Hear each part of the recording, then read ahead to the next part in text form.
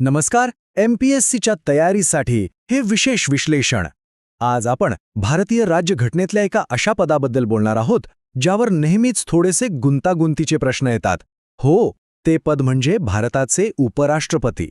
आपण कलम 63 ते 71 पर्यंत प्रत्येक गोष्ट एकदम सोप्या भाषेत समजून घेणार आहोत, जेणेकरून परीक्षेतला एकही मार्क आपला जाणार नाही.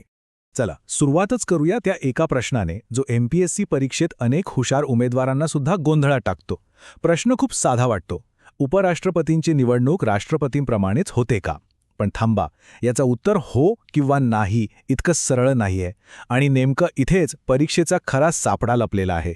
आज आपण काय काय पाहणार आहोत त्याची ही एक छोटीशी रूपरेषा आहे. आपण त्या परीक्षेतील सापळ्यापासून सुरुवात करून घटनात्मक चौकट समजून घेऊ, मग पात्रता, अधिकार, राष्ट्रपतींची तुलना आणि हो, शेवटी मेन्स परीक्षेसाठी काही खास युक्त्या सुद्धा पाहणार आहोत. तर बोलूया त्या परीक्षेच्या सापळ्याबद्दल. हा सापळा थेट जोडलेला आहे इलेक्टोरल कॉलेज म्हणजेच निर्वाचक मंडळाशी. राष्ट्रपती आणि उपराष्ट्रपती यांच्या निवडणुकीतला सगळ्यात मोठा आणि निर्णायक फरक हा इथेच आहे. फरक अगदी स्पष्ट आहे बघा. उपराष्ट्रपतींच्या निवडणुकीत संसदेच्या दोन्ही सभागृहांमधले सर्व सदस्य निवडून आलेले आणि नामनिर्देशित सगळेच मतदान करतात. पण इथे राज्यांच्या विधानसभा सदस्यांना काहीही स्थान नाही. याच्या अगदी उलट राष्ट्रपतींच्या निवडणुकीत फक्त निवडून आलेले सदस्य असतात आणि त्यात राज्यांचे सदस्यही येतात. हाच तो महत्त्वाचा फरक आहे जो आपल्याला लक्षात ठेवायचा आहे. चला तर मग आता उपराष्ट्रपती पदाचा घटनात्मक आधार काय आहे ते पाहूयात. कलम 63 ते 67 ही ती महत्त्वाची कलमं आहेत जी या पदाची संपूर्ण रूपरेषाच ठरवतात. सगळ्यात आधी कलम 63 हे या सगळ्याचा पाया आहे. अगदी साधं आणि सरळ वाक्य, भारतासाठी एक उपराष्ट्रपती असेल. वाटायला साधं असलं तरी देशातल्या दुसऱ्या सर्वोच्च घटनात्मक पदाची स्थापना याच कलमामुळे होते. यानंतर येतं कलम 64 जे उपराष्ट्रपतींचं सगळ्यात महत्त्वाचं काम सांगतं. ते म्हणजे उपराष्ट्रपती हे राज्यसभेचे पदसिद्ध अध्यक्ष म्हणजेच एक्स ऑफिशियो चेअरमन असतील. सोप्या भाषेत सांगायचं तर जी व्यक्ती उपराष्ट्रपती म्हणून निवडून येईल ती आपोआपच राज्यसभेची अध्यक्ष बनेल. वेगळ्या निवडणुकीची गरज नाही. आता कलम 65 हे देशाच्या कारभारात सातत्य टिकवण्यासाठी एका सेफ्टी वॉल्ससारखं काम करतं. समजा राष्ट्रपतींचं पद मृत्यू, राजीनामा किंवा इतर कोणत्याही कारणामुळे रिकामं झालं तर उपराष्ट्रपती लगेचच राष्ट्रपती म्हणून जबाबदारी सांभाळतात. यामुळे देशाचा कारभार एका क्षणासाठीही थांबत नाही.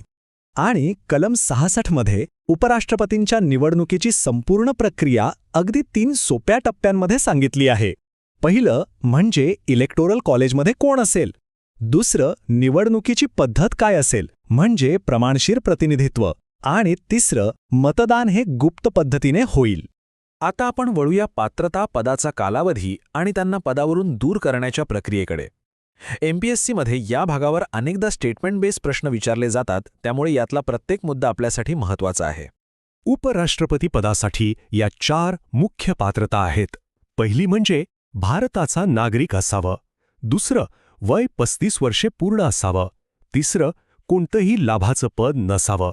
आणि चौथं आणि सगळ्यात महत्त्वाचं राज्यसभेचा सदस्य म्हणून निवडून येण्यास पात्र असावं. ही शेवटची अट राष्ट्रपतींच्या पात्रतेपेक्षा वेगळी आहे, त्यामुळे परीक्षेसाठी ही लक्षात ठेवणं गरजेचं आहे. ही स्लाइड पदावधी आणि पदच्युती प्रक्रिया एकदम स्पष्ट करते. यात सगळ्यात महत्त्वाचा मुद्दा आहे तो पदच्युतीचा. एक गोष्ट डोक्यात फिट करून घ्या. उपराष्ट्रपतींना हटवण्याचा ठराव फक्त आणि फक्त राज्यसभेतच सुरू होऊ शकतो. तिथे तो प्रभावी बहुमताने म्हणजे इफेक्टिव्ह मेजॉरिटीने पास व्हावा लागतो. आणि मग लोकसभेची फक्त साध्या बहुमताने म्हणजे सिंपल मेजॉरिटीने संमती लागते. चला आता पाहूया की उपराष्ट्रपतींचे नेमके अधिकार आणि कार्य काय आहेत. त्यांची सर्वात प्रमुख ओळख तर आहे राज्यसभेचे अध्यक्ष म्हणून.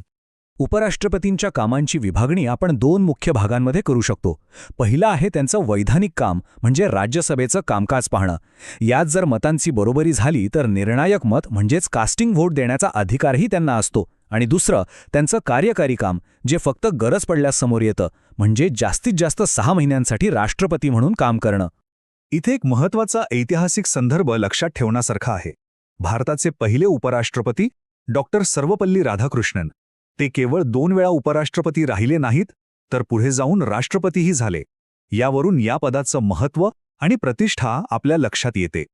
आता आपली समज आणखी पक्की करण्यासाठी आपण राष्ट्रपती आणि उपराष्ट्रपती पदांची थेट तुलना करूया. आणि त्यानंतर काही सराव प्रश्नांमधून आपण जे शिकलो आहोत ते तपासून पाहूया. हा तक्ता आपल्याला एका नजरेत सर्व फरक स्पष्ट करून देतो. निर्वाचक मंडळ बघा, राष्ट्रपतींसाठी संसद अधिक विधानसभा, तर उपराष्ट्रपतींसाठी फक्त संसद.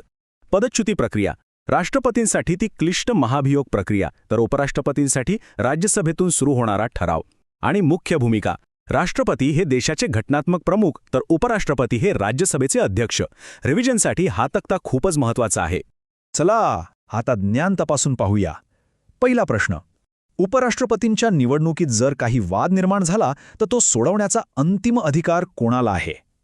विचार करा, हे पद देशातलं दुसऱ्या क्रमांकाचं सर्वोच्च पद आहे. आणि याचं अगदी अचूक उत्तर आहे सी, सर्वोच्च न्यायालय. लक्षात ठेवा, हा नियम राष्ट्रपती आणि उपराष्ट्रपती या दोन्ही पदांसाठी सारखाच आहे. त्यांच्या निवडणुकीशी संबंधित सर्व वादांवर अंतिम निर्णय देण्याचा अधिकार फक्त आणि फक्त सर्वोच्च न्यायालयालाच आहे.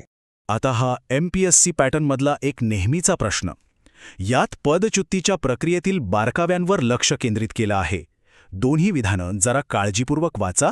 बरोबर उत्तर आहे फक्त विधान 2 बरोबर आहे. पहिलं विधान का चुकलं? कारण आपण आत्ताच पाहिलं की उपराष्ट्रपतींना पदावरून दूर करण्याचा ठराव लोकसभेत नाही, तर तो केवळ राज्यसभेतच सुरू केला जाऊ शकतो. ठीक आहे. आता ज्यांना मुख्य परीक्षेतही चांगले गुण मिळवायचे आहेत त्यांच्यासाठी आपण उत्तराची एक आदर्श रचना कशी असावी आणि ही सगळी कलमं लक्षात ठेवण्यासाठी काही सोप्या युक्त्या पाहूया. मेन्समध्ये वर्णनात्मक प्रश्नासाठी ही रचना खूप उपयोगी पडेल. प्रस्तावनेतून सुरुवात करा, घटनात्मक तरतुदींचा आधार द्या, त्यांचे अधिकार आणि मर्यादा सांगा आणि शेवटी एका दमदार निष्कर्षाने उत्तर पूर्ण करा. असं केल्याने उत्तराला एक संपूर्ण आणि संतुलित स्वरूप मिळतं. आणि हे सगळं लक्षात ठेवण्यासाठी या काही सोप्या युक्त्या. तर उपराष्ट्रपतीपद हे फक्त एक औपचारिक पद नाही, तर ते भारतीय संसदीय प्रणालीत स्थिरता देणारा एक महत्त्वाचा स्तंभ आहे. या पदाचे अधिकार, मर्यादा आणि निवडणुकीतले बारकावे समजून घेणं MPSC परीक्षेत यश मिळवण्यासाठी खूप आवश्यक आहे. या विश्लेषणाचा नक्कीच फायदा होईल. परीक्षेसाठी खूप खूप शुभेच्छा.